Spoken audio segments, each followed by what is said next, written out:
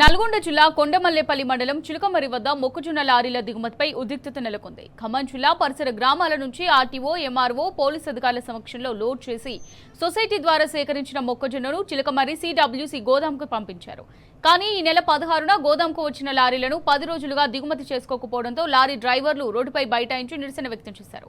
కనీసం మంచినీరు, బాత్రూం సదుపాయం లేక నానా అవస్థలు పడుతున్నామని డ్రైవర్లు ఆవేదన వ్యక్తం చేస్తున్నారు. పోలీసు వాళ్ళు పట్టుకొని రైతుల దగ్గరికి లారీ లోడింగ్ పంపించారు. లోడ్ అయిన తర్వాత 5 రోజులు కాగితాల కోసం అక్కడే ఖమ్మంలో అయింది. తర్వాత గత ఆదివారం నాడు చిలకమరి గ్రామానికి చెందిన గొడవ దగ్గరికి వచ్చాము.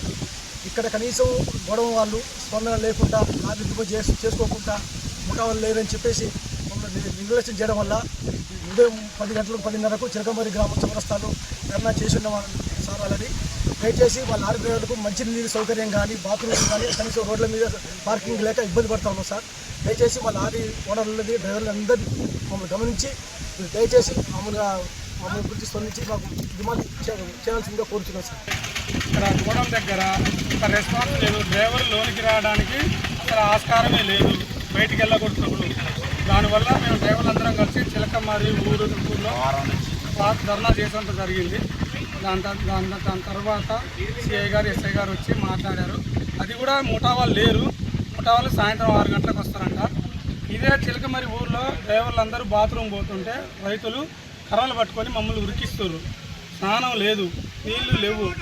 నీళ్ళ కోసం పోవాలంటే కిలోమీటర్ వెళ్ళాలి.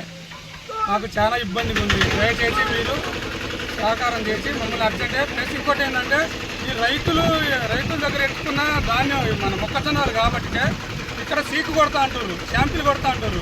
శాంపిల్కి మేము బాధ్యులం. అయింది వారం రోజులు బండి ఆగింది. రిజెక్ట్ అయితే ఆయన మళ్ళీ ఎక్కడికి పోవాలి? ఆయన ఎక్కడికి పోవాలి? ఎక్కడ పోయి దిగుమతి చేసుకోవాలి? దానికి లారీ కిరాయి ఎవరిస్తారు? సొసైటీ వాళ్ళు వచ్చి మాట్లాడాలి. దానికి పరిష్కారం కంపల్సరీ చేయాలని కోరుతున్నాం.